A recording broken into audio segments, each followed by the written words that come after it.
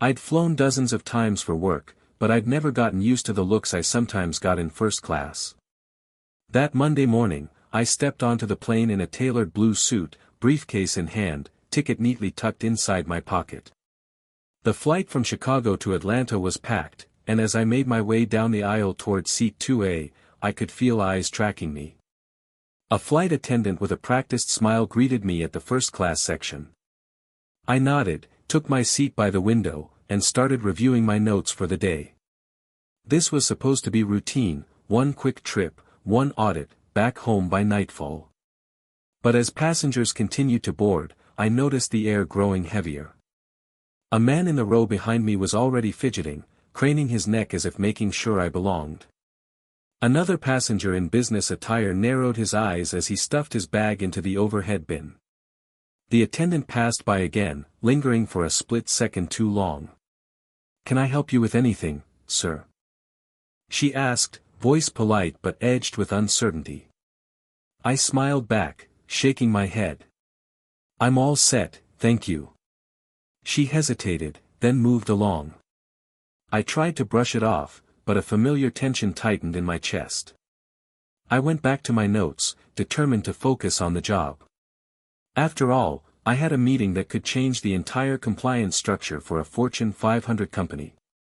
Just then, another attendant approached with a clipboard in hand. "Excuse me, sir, may I see your boarding pass again?" Her tone was apologetic, but her body language said otherwise. I handed it over, making sure to keep my expression neutral. She examined it, then looked at me, her eyes flicking between my face and the seat. The man behind me cleared his throat. "Is there a problem?" he asked, directing his words to the attendant. She shook her head and forced a smile, returning my ticket. "No problem at all. Thank you for your cooperation." But as she walked away, I could hear the low murmur of conversation begin to ripple through the cabin. I set my jaw, slid my briefcase under the seat, and stared out the window, waiting for the moment when everything would come to light. As the plane began to fill, the tension around me didn't ease. Instead, I noticed a few more sideways glances, curious, uncertain, sometimes disapproving. The businessman in the aisle seat next to me finally broke the silence. "Traveling for work?" he asked, his tone light but his eyes scanning me with open curiosity. "Yeah," I replied, keeping my answer short. Over the years, I'd learned that sometimes it was better to let people make their own assumptions.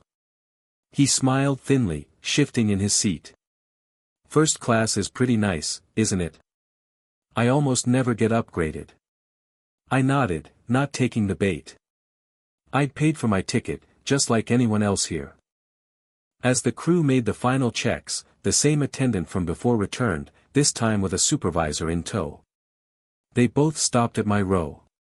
"Sir, can we speak with you for a moment?" the supervisor asked quietly, trying to keep his tone discreet.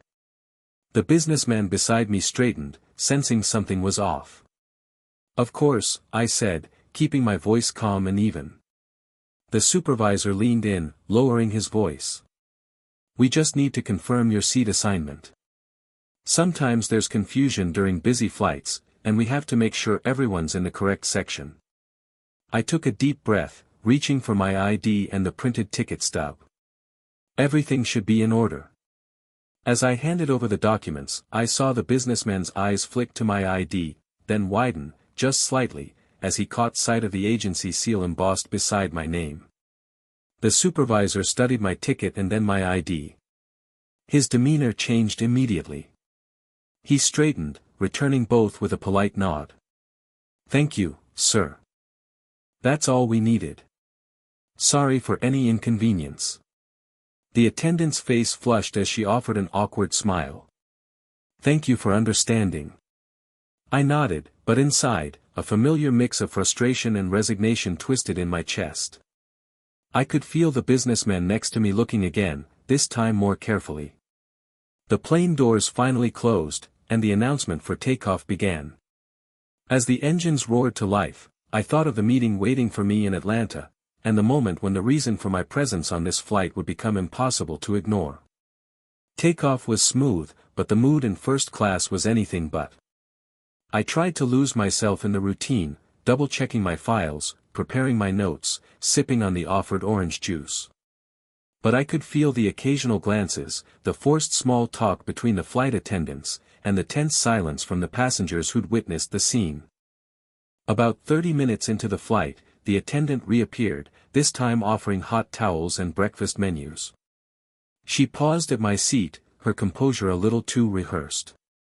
"If you need anything else, please let us know," she said, quieter than before.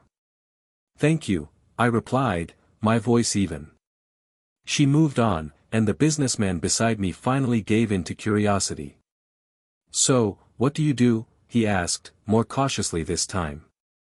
I turned to him, offering a small, polite smile. "I'm an auditor." He blinked. "Like, financial stuff?" "More like compliance and operations."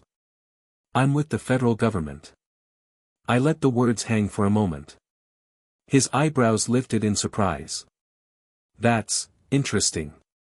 Is it, a tough job?" I gave a small shrug. "Some days more than others." He was quiet for a second, then tried again. "So, what brings you to Atlanta?" I closed my folder and turned slightly toward him. "There's a company down there that needs an audit. When the government asks questions, people listen. Sometimes, they don't expect someone like me to be the one asking." His eyes widened a little, his expression shifting from mild suspicion to something like respect, and maybe a bit of embarrassment. "Well, I guess it's not the kind of work you talk about much on a plane," he said with a sheepish chuckle. "Not unless someone asks," I said, letting the hint of a grin touch my lips. He nodded, his attitude noticeably changed. I returned my attention to the window, feeling the mood around me begin to shift. But I knew the real surprise would come after landing, when my assignment, and my authority, would be revealed to everyone in the room. The rest of the flight passed quietly, but the energy had changed. The attendants kept their distance now, polite but careful, their initial doubts replaced with an uncomfortable sense of caution.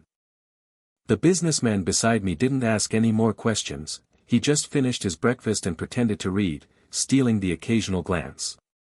As we began our descent into Atlanta, I powered down my laptop and slipped my documents back into my briefcase. I could feel the anticipation building inside me, not nerves, but a calm readiness for what I'd have to do next. When the plane touched down, the usual shuffle began, people grabbing bags, stretching, checking their phones. As I stood, the attendant who'd questioned me earlier offered a stilted goodbye. "Have a good day, sir." "Thank you." "You as well," I replied, holding her gaze for a moment before stepping into the aisle. The businessman gave me a nod, one of those respectful, slightly awkward gestures that said more than words.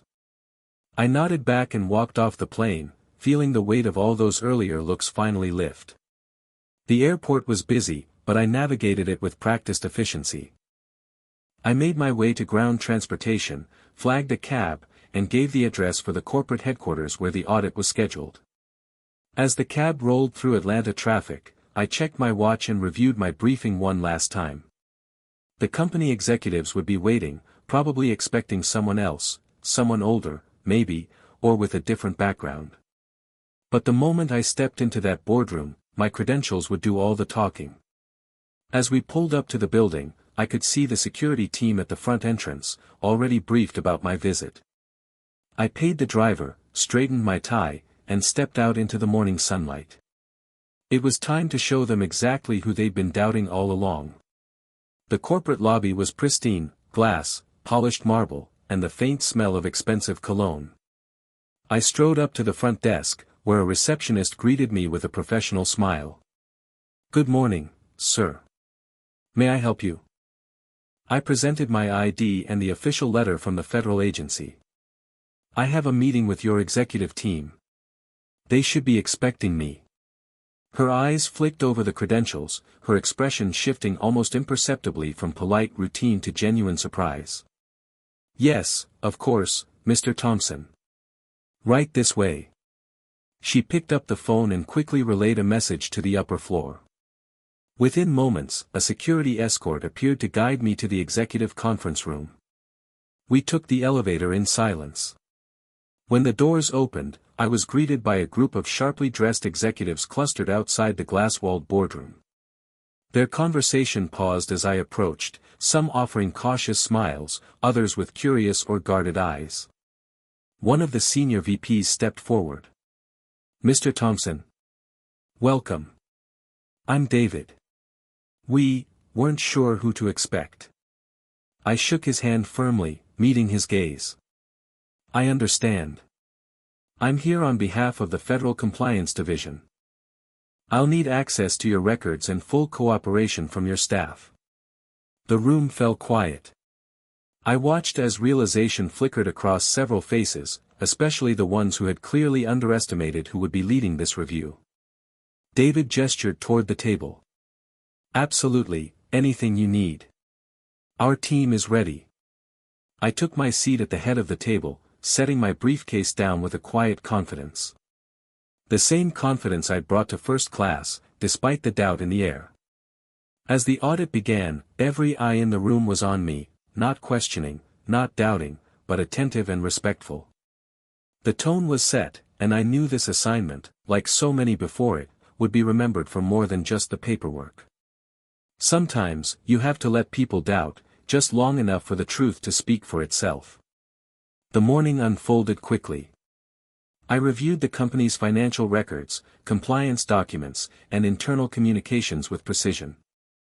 My questions were direct but fair, focused on accountability, not accusation.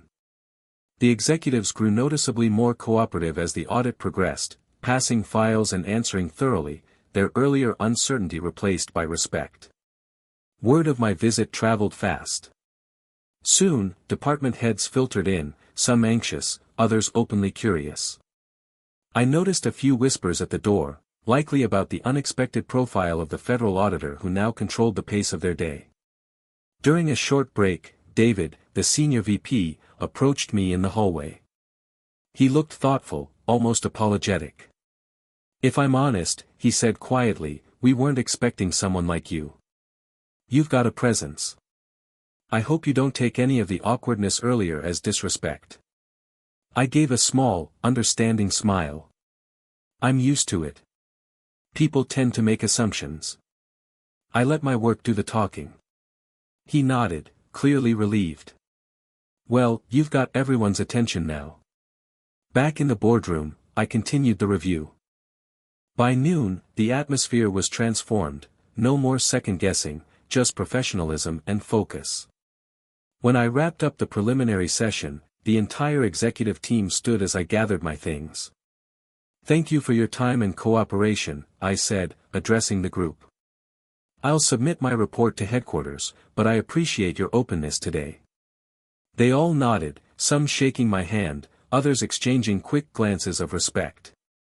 As I left the building, I paused in the lobby and glanced back at the company logo gleaming on the wall. I thought about the day, from the uneasy glances in first class to the silent shift in that boardroom. In the end, nothing had to be said. The work, and the truth, spoke for itself. I walked out into the bright Atlanta afternoon, suitcase in hand, ready for the next assignment. Back at the airport that evening, I found myself reflecting on the day while waiting at the gate for my flight home. My phone buzzed with a message from my supervisor, just a simple, "Great work. They called to compliment your professionalism. Safe travels." I allowed myself a quiet smile. After a day like that, these small acknowledgments meant more than most people realized. As I boarded the plane, I walked through the same first-class cabin, this time without hesitation, holding myself with the same quiet confidence I'd carried all day. Some of the same attendants from the morning shift were working the return flight. I noticed a flash of recognition in the eyes of the lead attendant, who now greeted me warmly, with none of the earlier uncertainty. "Welcome back, Mr. Thompson," she said, her tone respectful. "Can I get you anything as you settle in?" "Just some water, thank you," I replied, returning her smile. As I sat back in my seat, the cabin felt different. The tension was gone, replaced by an easy, quiet respect. The other passengers paid little attention this time, preoccupied with their own concerns. I closed my eyes for a moment, letting the hum of the engines calm me. Today had been another reminder: people might doubt you at first, but your actions, and your integrity, will always reveal who you are. The plane lifted into the night sky, carrying me back home, ready for whatever assignment came next. The flight home was smooth, the city lights flickering far below as we crossed through midnight clouds. I reflected on how the day had unfolded, how subtle judgments had turned to silent respect, not because of anything I said, but because of what I did. After landing, I collected my bag and moved through the quiet airport, my thoughts already drifting to the next case, the next flight, the next boardroom. This routine was never really about proving myself, it was about doing the job with integrity, no matter who doubted or watched. Outside, a cool breeze swept the sidewalk as I waited for my ride. I took out my phone and glanced through a few emails, some from headquarters, a few from grateful executives at the company I'd just visited. Most were brief, formal, but one stood out, a simple thank you from an assistant manager who'd sat quietly in the meeting, who'd witnessed the shift in attitude over the course of the day. I learned a lot from how you handled everything today. Thank you for setting an example. I smiled, slipping the phone back into my pocket. Moments later, my ride arrived. As I slid into the back seat, I looked up at the city skyline, glowing against the night. Another assignment was finished, another set of doubts turned to respect, another day's work quietly done. No headlines, no grandstanding, just the steady work of someone who knew his worth, regardless of anyone's first impressions. And as we drove off into the night, I felt at peace with the role I played, knowing that sometimes the strongest statement you can make is to let your actions do all the talking. A few days later, back at my office, I sat at my desk finishing up the final report from the Atlanta assignment. Sunlight filtered through the window, warming the stacks of files on my desk. My badge and credentials rested beside my keyboard, a quiet reminder of the trust and responsibility my job carried. I typed the last lines of the summary, double-checked the audit findings, and attached my signature to the digital document. With a click, the report was submitted to headquarters. Another company would make necessary changes, another compliance issue resolved. I leaned back in my chair for a moment, thinking about how the whole story started, with silent doubts in a first-class cabin, questioning looks, and careful words. But by the end, none of that mattered. Respect isn't given for appearances, it's earned through what you do, day after day. Later that afternoon, my supervisor stopped by my office. Great job in Atlanta, Marcus. Heard a lot of good things about how you handled yourself, and the company. You keep making this department proud. I smiled, nodding in appreciation. Thank you. I just do what I was sent to do. As my supervisor left, I gathered my things for the day, slipping my ID into my jacket pocket. My next assignment was already waiting, another company, another city, another challenge. But now, when I boarded a plane, or walked into a boardroom, I carried the quiet certainty that what matters most isn't the doubts of strangers, but the confidence you bring and the example you set. And every time someone underestimated me, I remembered, actions always speak louder than assumptions. With that thought, I closed my office door behind me, stepping into the corridor and out into the world, ready for whatever tomorrow would bring.